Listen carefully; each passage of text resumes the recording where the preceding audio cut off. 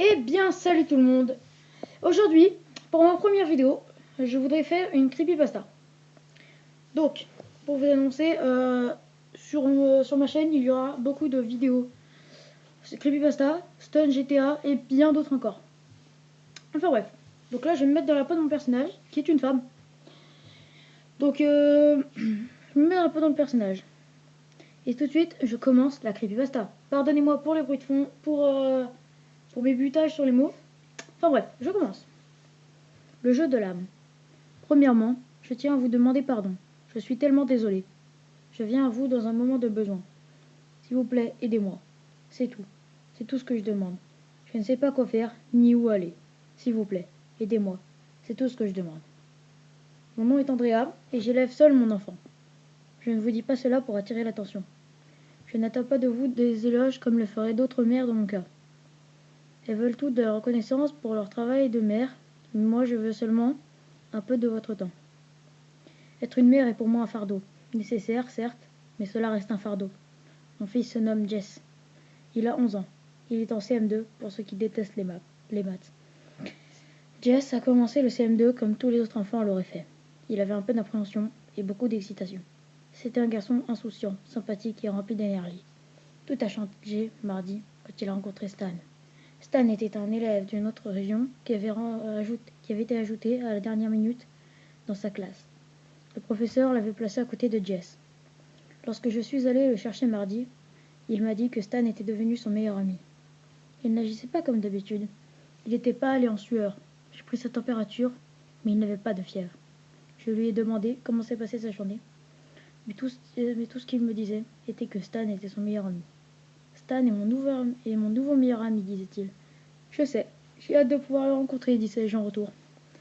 Maman, Stan est génial, tu devrais le rencontrer, c'est mon nouveau meilleur ami, le meilleur du monde entier. Nous avons dû avoir la même conversation un millier de fois cette nuit. Lorsque je suis allé le border, il m'a regardé avec les larmes aux yeux. Il a mis ses mains minuscules devant son visage. Il a bougé son index, me disant de venir plus près. Je me suis penché. Il a mis ses mains de chaque côté de sa bouche. Vous savez, comme les petits qui veulent dire un secret. J'ai tourné ma tête et il a chuchoté quelque chose à mon oreille qui m'a donné des frissons. À ce moment-là, je ne sais pas pourquoi, mais j'ai frissonné. Il a chuchoté. Tu me crois pas vrai, maman? Je me suis assise sur le lit et je l'ai regardé. Te croire pourquoi, mon chéri? Stan, a-t-il dit. Stan est mon meilleur ami. J'ai acquiescé et pris sa température une nouvelle fois. Toujours pas de fièvre. Je suis allée me coucher, mais je n'ai pas vraiment réussi à dormir cette nuit-là. Mercredi, quand j'ai amené Jess à l'école, il avait une expression étrange, et il me disait qu'il ne voulait pas y aller. Je lui ai demandé « Est-ce que tu t'en sens mal ?» Il m'a dit « Non ». Il se mordait la lèvre inférieure comme un fou. C'était quelque chose que je ne l'avais jamais vu faire. « Non, je dois aller à l'école, m'a-t-il répondu. Il a ouvert les portières de la voiture et est parti. Sans au revoir, sans je t'aime, rien. Il a monté les marches devant l'école en traînant des pieds, en regardant le sol. J'ai enlevé le frein à main et j'ai démarré pour aller au travail. Le petit garçon se tenait devant ma voiture. 2 secondes de plus et je l'aurais percuté. Le jeune garçon était blême, avec une tignasse blonde, presque blanche, et de grands yeux bleus. Il a cogné 2 fois sur le capot de ma voiture, m'a salué et est parti en direction de l'école. Lorsque je suis allé le chercher ce jour-là, Jess semblait aller mieux. Il était encore un peu pâle, mais il paraissait heureux. Il m'a tout dit de sa journée. Il m'a parlé des dinosaures, de la musique, des mathématiques. Puis il m'a parlé de la récréation. Et après les maths, on a eu la récréation. Maman, tu ne vas jamais recroire ce que j'ai fait à la récré. Dis-moi, ai-je répondu, souriant tout en conduisant.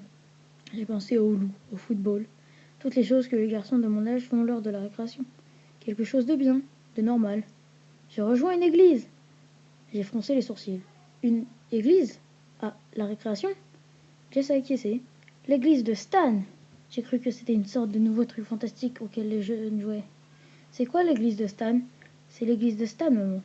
Jess riait comme si j'étais sotte d'avoir posé cette question. Qu'est-ce que vous y faites alors? Pas mal de trucs. Aujourd'hui, par exemple, nous avons écouté ce que Stan disait. Il disait de drôles de mots et je me suis assoupie. Il y a plusieurs à l'avoir fait. Je me suis garée dans l'allée et on est sorti. Et c'est tout? Ai-je dit. Tout ça était vraiment étrange. Mais les enfants ne semblaient pas faire quelque chose de mal. Stan nous a donné des papiers aussi. Jess a sorti une feuille de craft et me l'a tendue. C'était un nouveau morceau de papier avec 3 mots écrits à l'aide d'un stylo à l'encre noire. L'église de Stan. Encore une fois, étrange, mais rien de mal. J'ai juste pensé qu'il jouait des rôles. J'avais tort. Je suis allé le chercher hier à l'école et j'ai pu voir que quelque chose n'allait pas avec mon petit garçon. Il avait l'air paniqué, effrayé.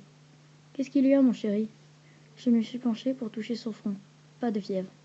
On a joué au jeu de l'âme aujourd'hui, m'a-t-il dit. Sa tête tournait de gauche à droite. Il ne tenait pas en place.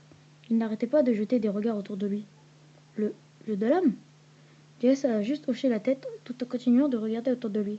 La sueur perlait sur son visage. C'est quoi le jeu de l'âme? Il a fait non de la tête et est resté silencieux. Jess, c'est quoi le jeu de l'âme? Je lui ai dit que je ne voulais pas, mais il a dit qu'il ne serait plus mon ami si je n'y jouais pas. Qui ne voudrait plus être ton ami? Où était le professeur? La respiration de Jess s'accélérait, mais il me répondait toujours. C'est arrivé dans l'église, a-t-il dit.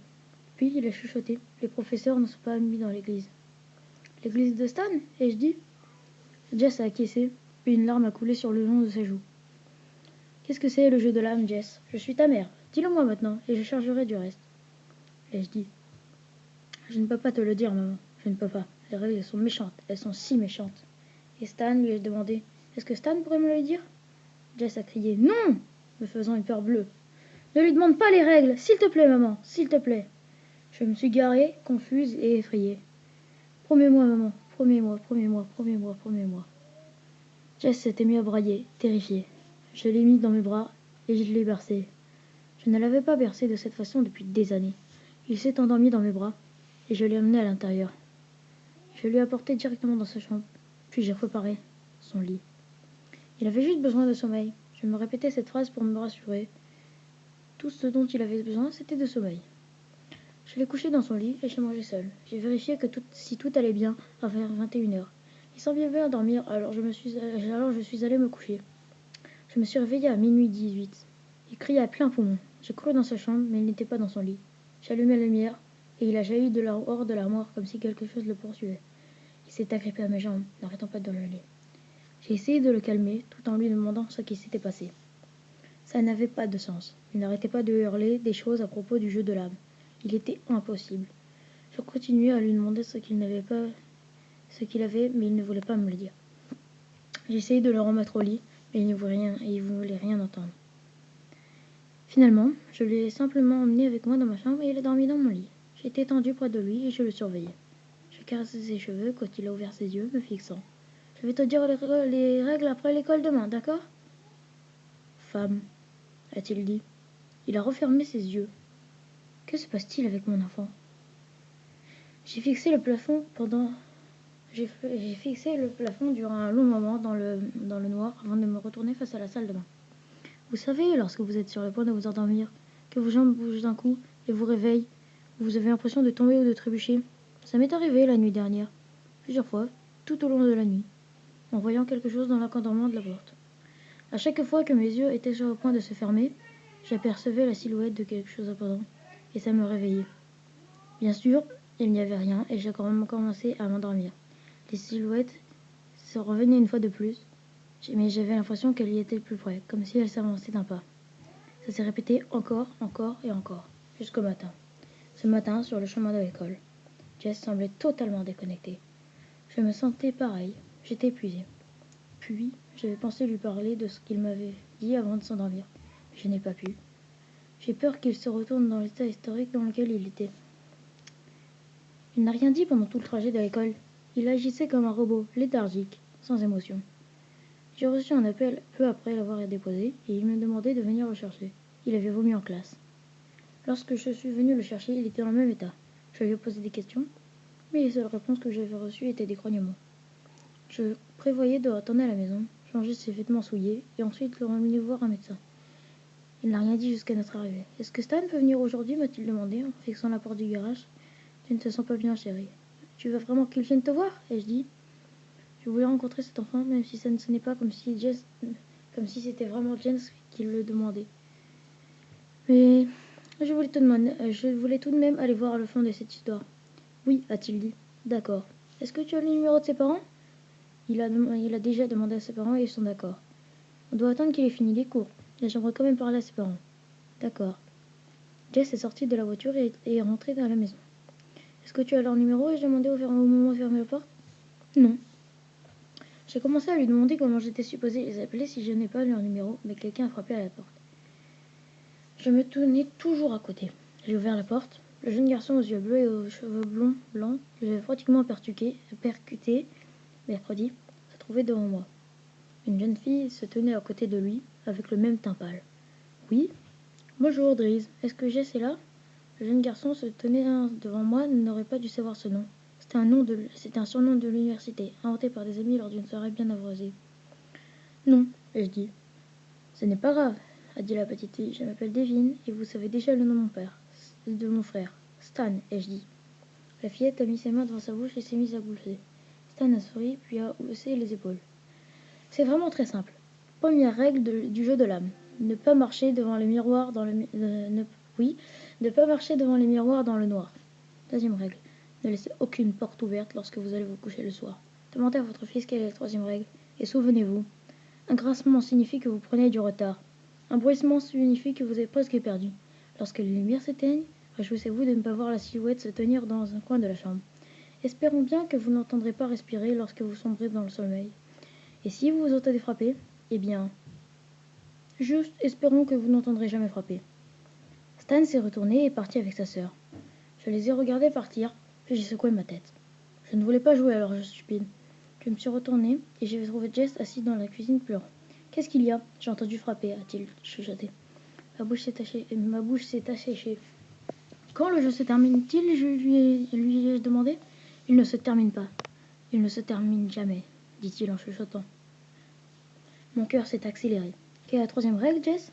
Son visage s'est assombri, il a pris une grande inspiration. Troisième règle. Connaître le troisième règle fait de vous un joueur. Mon estomac s'est noué. Qu'arrive-t-il si tu peurs? Quand il fera noir, tu vas les entendre rêver. Ils aiment te faire savoir qu'ils se rapprochent. Qui? Stan et Devin, a-t-il dit. Ils entrent par les miroirs ou les portes ouvertes et t'emportent avec eux. Comment peut-on gagner? Tu gagnes si tu parles des règles des jeux à plus de personnes que celles qui t'en a parlé. Comme je l'ai dit, je suis vraiment désolée. Mais merci de votre aide. Vraiment. Je vais aller me réjouir de ma nouvelle liberté et j'espère que vous allez vous réjouir de votre prochaine nuit.